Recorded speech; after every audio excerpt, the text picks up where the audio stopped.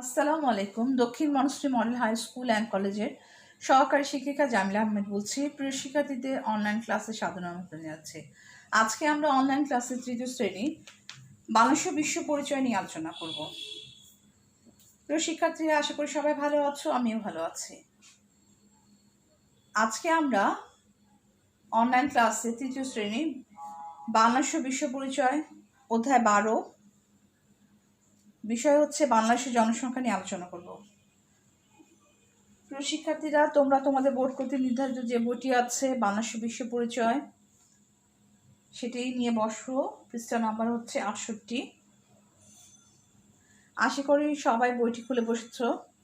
আজকে আমরা অধ্যায় 12 বাংলাদেশের জনসংখ্যা পাঠ 1 জনসংখ্যা পড়ব। সবাই বইটি নিয়ে বসেছ আশা করি। এখন আমার বোর্ডের দিকে তাকাও।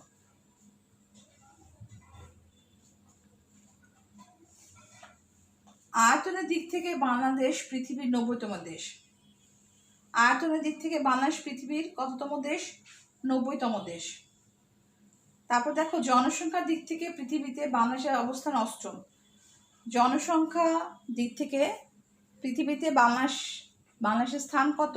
8মে।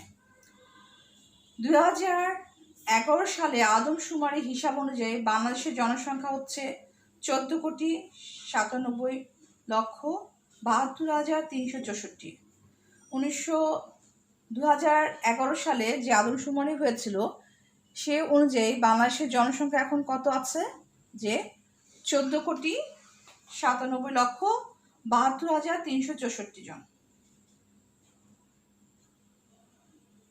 এটা আমাদের কত সালে? 2011 সালে যে আদমশুমারি রিপোর্ট সে অনুযায়ী।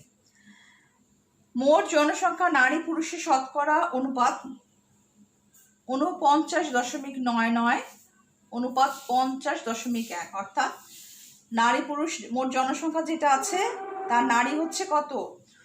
49.99 আর পুরুষ হচ্ছে 50.01।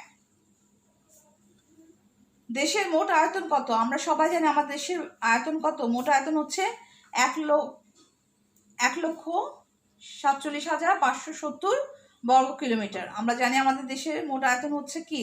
1,47,570 বর্গ কিলোমিটার। এখানে প্রতি বর্গ কিলোমিটারে মোট 1015 জন মানুষ বসবাস করেন। অর্থাৎ যে আমাদের মোট আয়তন হচ্ছে কি 1,47,570 বর্গ কিলোমিটার, আর প্রতি বর্গ কিলোমিটারে হচ্ছে কি মোট কতজন বসবাস করে? 1015 জন মানুষ বসবাস করে। একে বলা হয় জনসংখ্যার ঘনত্ব।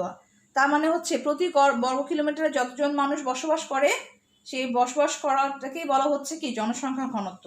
বাংলাদেশে প্রতি বর্গ কিলোমিটারে কতজন মানুষ বসবাস করে?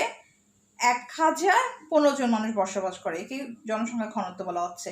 আর বাংলাদেশে কি একটা ঘনবসতি দেশ, এই জন্য দেখা যাচ্ছে যে এখানে প্রতি বর্গ কিলোমিটারে অনেক বেশি মানুষ বসবাস করে। প্রতি বর্গ কিলোমিটারে 1015 জন মানুষ বসবাস করে। আমরা জানি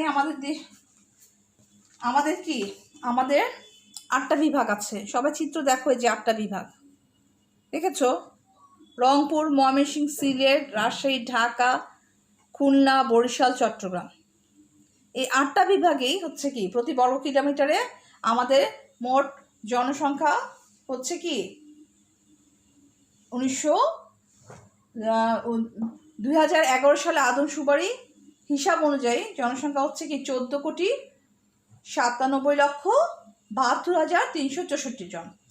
আর জনসংখ্যার দিক থেকে পৃথিবীর স্থান কত? বাংলাদেশের অবস্থানটা কোথায়? 8ম স্থানে। আয়তনের দিক থেকে বাংলাদেশ পৃথিবীর মধ্যে কততম স্থান দেশ হিসেবে আছে? 90তম দেশ হিসেবে আছে। তাহলে কি আমরা দেখেছি বাংলাদেশে হচ্ছে কি প্রতি বর্গ কিলোমিটারে হচ্ছে 1015 জন মানুষ বসবাস করে। আর প্রতি বর্গ কিলোমিটারে যতজন মানুষ বসবাস করে এটাকে কি বলা হচ্ছে? এটাকে বলা হচ্ছে জনসংখ্যার ঘনত্ব। আর বাংলাদেশের মোট জনসংখ্যার নারী পুরুষের হার কত? অনুপাত হচ্ছে হলো কত? নারী হচ্ছে 49.99 আর পুরুষের হচ্ছে কি পুরুষ হচ্ছে কত? 50.01। তাহলে প্রিয় শিক্ষার্থীরা, আজকে আমরা আমাদের জনসংখ্যা সম্পর্কে আমরা যে আলোচনা করেছি তা তোমরা বুঝতে কোথাও কোনো অসুবিধা হয়নি?